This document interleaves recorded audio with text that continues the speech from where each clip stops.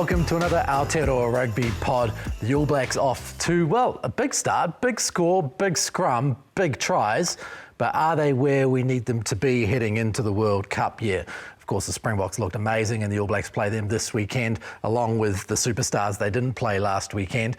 We talked a little bit about Sam Cane as well, that foot trip, and what that all means. The security for players on the field and how they should react to that. And also the Black Ferns, of course, another big win heading into a game against USA, which should be another big win. How are they progressing this year? As usual, the guys joining me in the studio, Bryn Hall, of course, former Crusader. We love having you here in the studio, Bryn. It's great to be back. Second week in a row. It's a record, isn't it? It's a record. It's good. And James Parsons, of course. You had another great weekend of watching footy. Oh, geez, it was good. It was good. Even got my old mate Dulcet Tones. Yeah. Blacks 15. Yeah, the commentary debut. Yeah. Got a lot of appreciation for you now, Jip. Oh, yeah. Yeah, it's got to bring that energy, don't you? You do. You actually do. But no, it was great. Hopefully we can touch on that results because a couple of guys I thought put up their hand if there are injuries. Yeah. Played some really good games against the Japanese on the weekend. Great. We'll get into some All Blacks 15 a little bit later on as well. There you go. But let's start with the All Blacks versus Argentina. 41-12. A big win, a lot of tries in the first half. Were you impressed, Bryn, overall after that game, outside of the scoreline and the scrum? Were they working the way that you wanted them to?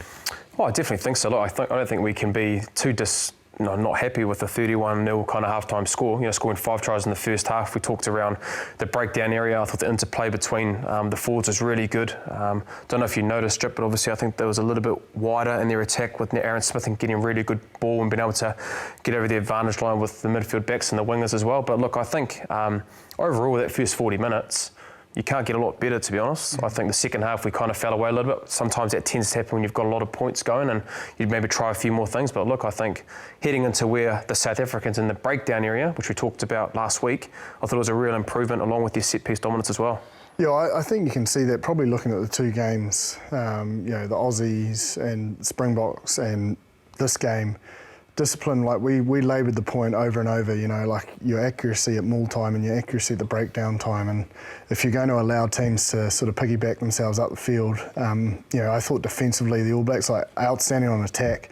I agree with you. I thought, you know, even when Damien was receiving it, you know, his width, but how flat he was to the line would just carve off, you know, 3 or 4 defenders, which just leaves them short on that fold. So if they don't make that initial bend, you know, he can sort of, you know, I suppose exploit it like Bowden's try. But yeah, I just think defensively though is where we've sort of looked at, and if you look at, I think Carreras is a good example. He had to have 12 carries, and out of those 12, 33% of the time he only made gain line.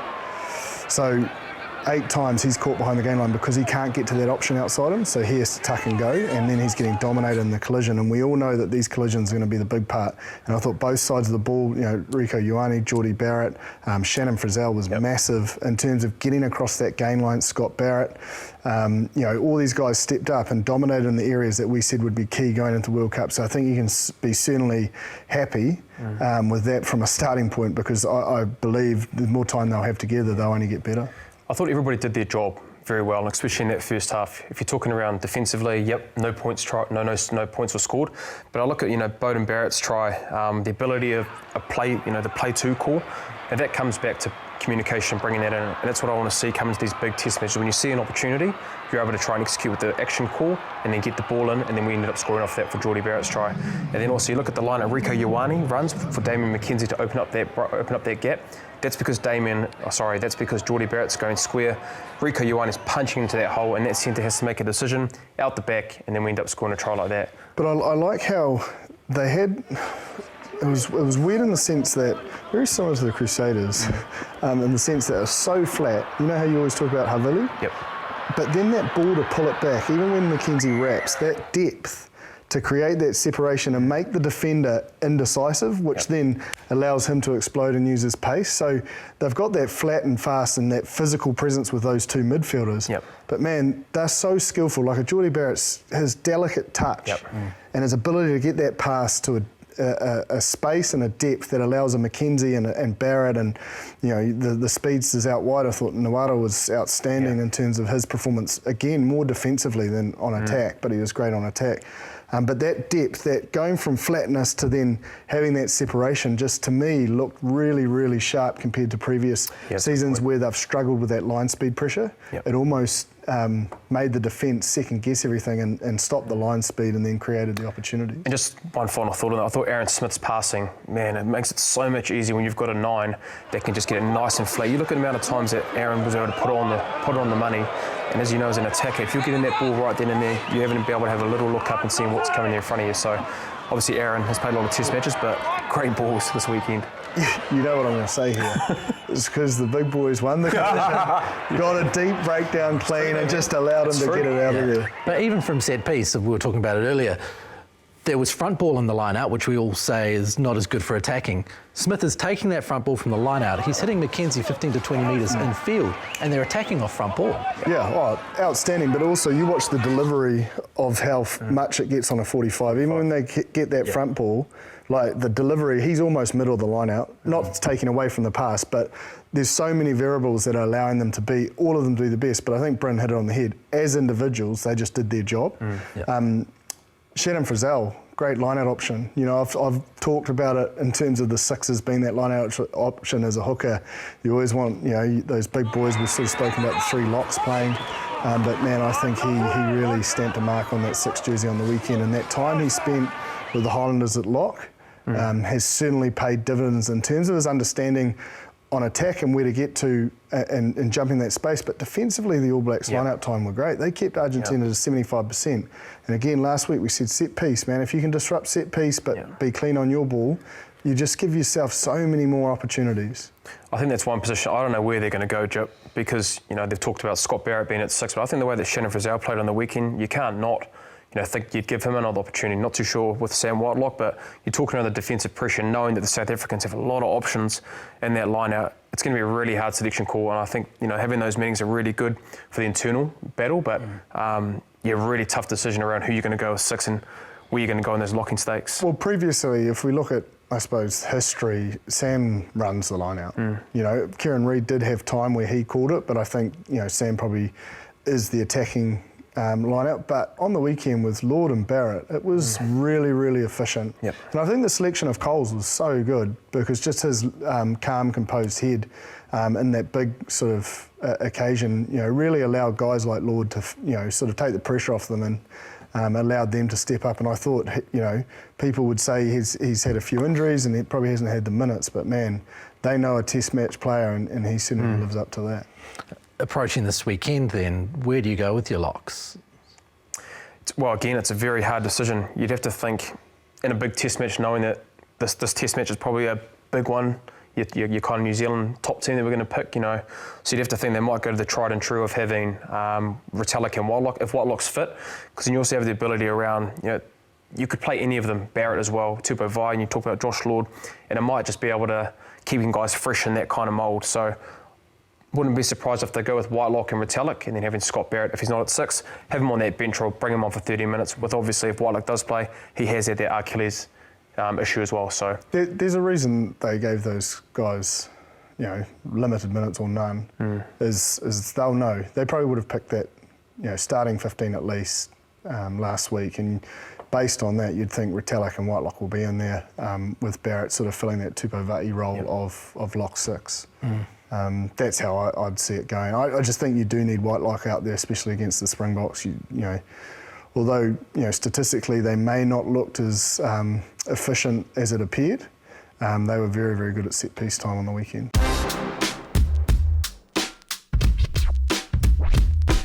Here's the big question that everyone's going to be asking all week until Thursday and the team's announced. Do you give Damien another crack? Well, based on the way he played and the form that he has had, you talk around cohesion and being able to build confidence, he is deserving of another opportunity. Whether they do that, I don't think they will. I think they'll go with Richie at 10, but I think what it has done, and seeing that Richie Wong was on the bench in that 22 role, Damien does have the opportunity to come off the bench, whether that be at 10 or 15. We've seen that they're not afraid to select 3 10s, but confidence-wise, he's played well. Like Ian Foster talked about it, he played well at Super Rugby, had a good performance on the weekend, so warrant on that he could play, but I think they'll go Richie based on previous starts. Yeah, I just think they've got an idea about these first 2 tests, who's playing, previous to whatever happened on the weekend. So I think, you know, Richie will be in the 10, but probably pushed himself into second option. Is that Damien will be that first receiver if he is coming off that bench late in the that last 20. Yeah. So I mean, it's all good things. He'll get another chance in the 10 jersey before they head off. Do you think that there is actually an opportunity for him to push out Richie, or do you think that that's actually a decision that's been made and they're just looking for a guy who can be a backup option? Well, at the same time, Richie's got to perform as well. Yeah. So he's going to have an opportunity against South Africa, whether he's chosen or not. I think they will choose him, and he's got to go out and perform. When you've got a guy that's right behind you, he's had his whole career with Bowden in there, but they're obviously seeing him as a fullback right now. He's got to perform. It's a fine balance, though, isn't it? Like, you look at sport over the years, that not just rugby. Like, sometimes, let's probably talk about rugby league for a second. If you use the New South Wales Blues team at the moment, there's chopping and changing, a little bit of uncertainty. Yes, that creates competition and a real genuine belief that, I can get a go here, but it also creates indecision and I suppose uncertainty on the field when they play. And I think when you've got your big game driver positions, you've got to know they've got the keys to the car a little bit. So I don't know if they've made that decision yet, but you don't want to have the team going, is it him, when they're both on the field. You want to know who the guy is. When Dan Carter was out there, he was the guy. And that's where I feel we've kind of missed a beat there. I think, like, you look around 2019, Richie was the 10, but since then, we're having these conversations still 4 years later, who's our 10? And, so hopefully this works, it all works out for us when we end up winning a World Cup, but I think we've missed the beating around giving the guy the keys early doors, maybe 2 years or a year out, saying, you know what, we're going to back you for this ability to be able to have the cohesion, the confidence to be able to say, this is your team. But we're still having that conversation now where we're talking about Damien as a genuine option because of his performances on the weekend. Yeah, and I think we can take this weekend, but after that you probably want to see some consistency. Yeah, you have to. You've been in a similar position. I mean, it was you and Mitch Drummond at the Crusaders for a significant period of time.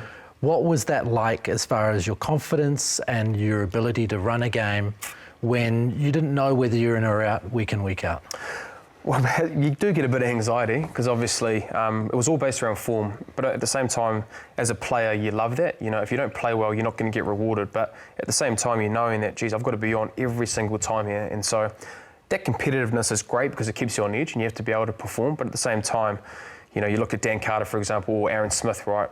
They've earned their jerseys to be able to do it because they've performed at international level. But I can imagine the confidence in knowing that you're going to be the starting 9 and 10 for your country and being able to be backed and feel that backing. You're going to get the best performance. You look at Richie at Super Rugby level. He knows he's got the keys, and you're seeing the best version of him.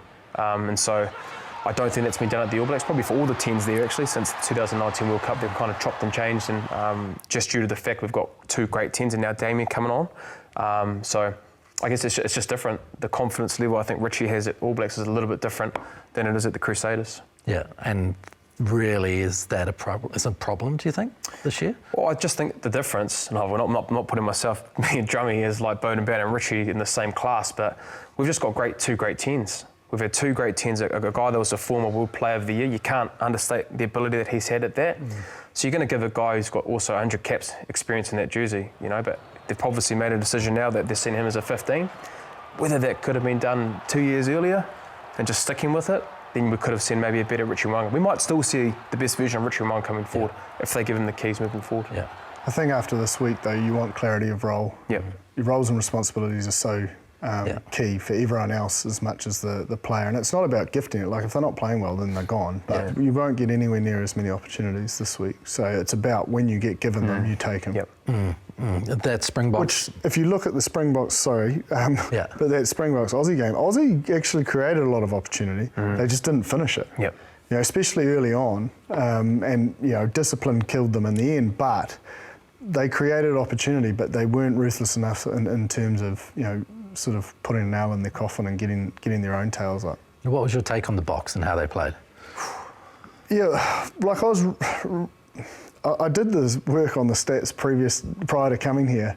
It sort of made me confused a little bit because when I watched it, I was like, holy hecker, man, this is like, and I don't want to use the word B team, but guys getting an opportunity. And maybe it's because they're not in Super Rugby, I'm not watching these players as regular as I once was. But man, they've got some depth. Like, it's kind of scary. Yeah. You know, like we were sort of waxing lyrical last week about France and Ireland, but I don't know, to put out a side full of opportunity and you're resting you're giving your big dogs a week over here, man, like... Yeah, I probably actually want to apologise to our South African viewers because... Well, we didn't say they weren't, like, I don't think we need to apologise. I think, for me personally, I didn't think they were going to be that dominant. No. Yeah. Like so just coming on, the variety of the way they scored, I think really is something that I enjoyed, because we know that they're going to be able to go to set-piece dominance. They've got a line-out maul try, which is going to be their stock standard play.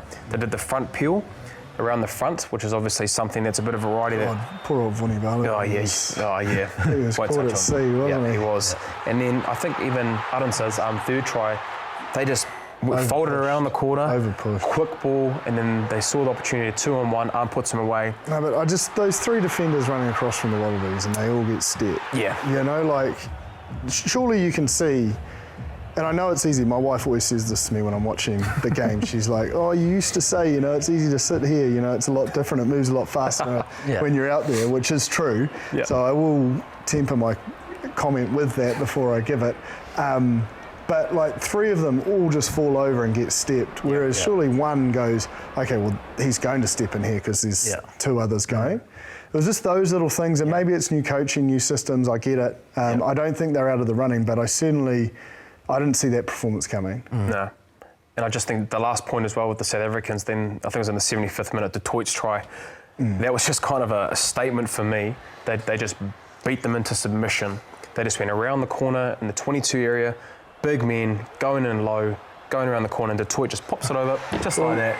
We talk about gain line stats, and I don't know what I'd love to become hear it. obsessed with them, but I have, because I just think it's such a key part of the breakdown is getting the carry right. Dwayne Van Meulen, like I think he had like 8 or 9 carries, 100% gain line.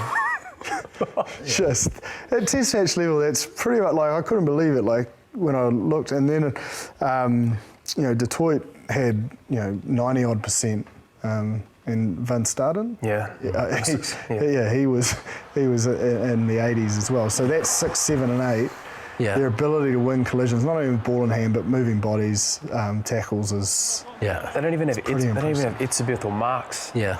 You're there, and it just, man. Khaleesi. Because Khaleesi, their captain's not even there, but I think it just shows like we don't have the opportunity to see the South Africans a lot now. Yeah. And I think for me, it was just a reminder. It's like, oh yeah, rightio, this is what it's all about, and so.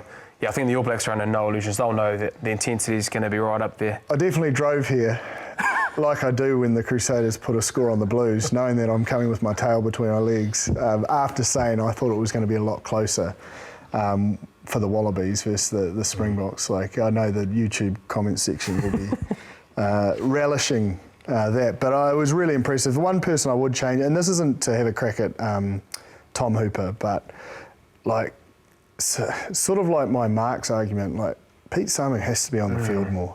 Yeah.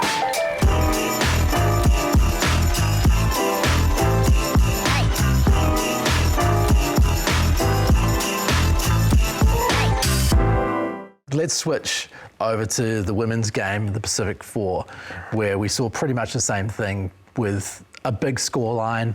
The Black Ferns versus Canada, probably less of a surprise because of their standing in the game, although Canada, are up there-ish, 52-21.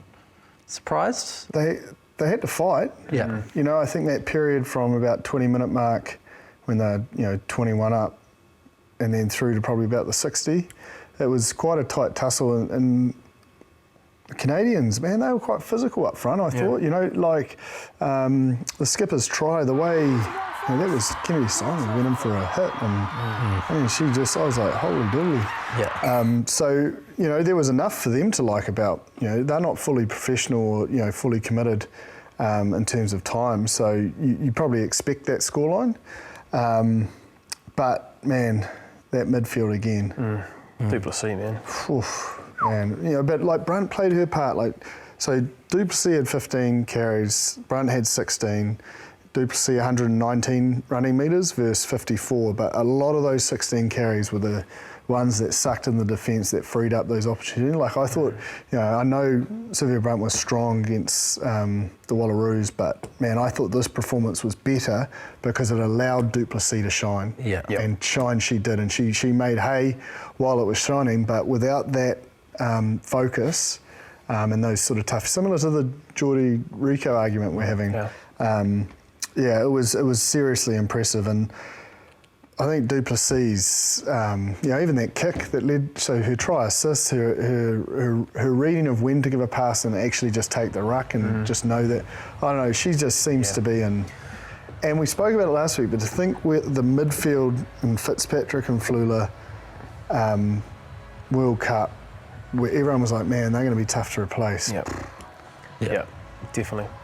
Yeah, I just think like the thing I love about Amy Du Plessis, she works off the ball. Like everything that she does about her, whether it's a tackle, she's up quickly, she's getting into a position really fast. She's got really good silky skills to put people away. But what I've really enjoyed, especially in this Test match, she's actually been able to attack, been able to score tries. She does all the dirty work, and sometimes it can be overshadowed a little bit with the likes of Brunt. She's quick too. And she is deceptively quick. So I just think she's one person I think is just, since he's been given an opportunity last year, post World Cup and even in the World Cup, we're seeing a much better version. Look, Grace Brooker hasn't even had an opportunity yet, and you'd like to think possibly, I think, with USA getting pumped by the Australians, we might see a bit of change in that team. But very impressive for Amy Du Plessis. I just think she's continuing to keep getting better, and I think it came at a good time for them. It was 28-21 with 56 minutes to go, and I guess to have that composure to then kick on and score, 3 or 4 tries, it'll set them up nicely moving forward against the Americans.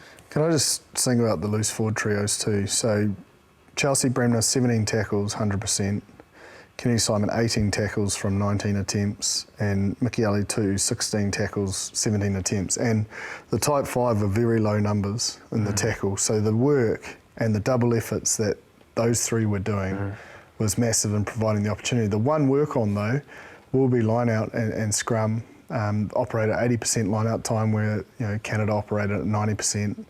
And then scrum time, they were 85% versus 100%. So there is some work on, especially for the Type 5 members, to, I suppose, lift their game and what they're bringing to the party too, because it can be even more ruthless. I think there's still plenty of growth. Yeah, and I think they'll be wanting that as well. I think it'll be a nice little check for them, knowing obviously the set piece and a few things that they'll want to work on. They won't be happy with the fact that it got that close, but they were able to push on, which is great. But knowing, Mike and the coaches in there, they'll be wanting to be a little bit more ruthless and continuing to be a bit better with knowing this USA team that just got heavily beaten by Australia. Yeah, and that's an interesting chance for the Black Ferns this week, considering the Aussie team that they smashed, then smashed USA. You're going to see changes? Yes. Yeah. I think we've got to give opportunity now. Like, they've had 2 solid outings. Yeah. There was a bit of change, especially in the Type 5 for the Canada game, but yeah, I think there'll be change. You'd probably want to rest up that midfield as well. Yeah. They've played some big minutes and had big games. They may not want that, because when you're flying high, you want to keep going. So those Lucy's could do with a break as well, I'd say. Suggest. And Grace Brooker probably deserves a shot, considering her Opiki form. Oh, she is, and that's the thing. I think, like Jip said, we'll see some change, and some girls will be given an opportunity to try and express themselves, because at the same time, you want to be able to build depth, being able to keep those girls engaged and being able to give them an opportunity to prove themselves. So, I think we'll see some changes, and hopefully it's not clunky, and they can just continue to keep getting better, and like they did in that last, probably the first 20 minutes, and then the last 20 minutes as well. Oh, well, there's plenty of good footy to watch this weekend. So we'll have plenty of good footy to chat next week. Thanks again, Bryn, Jipper, and thank you for joining us on the Aotearoa Rugby Pod. We'll catch you again next week, and hopefully we should have an All Black on the show with us too. So we'll see you then. Thank you for tuning in. Make sure you send us an email. Sorry we didn't get to any viewer questions this week. Send us an email, comment on YouTube. We'll get to your questions, engage with what you want to know, and we'll catch you next week on the Aotearoa Rugby Pod. Mā te wā.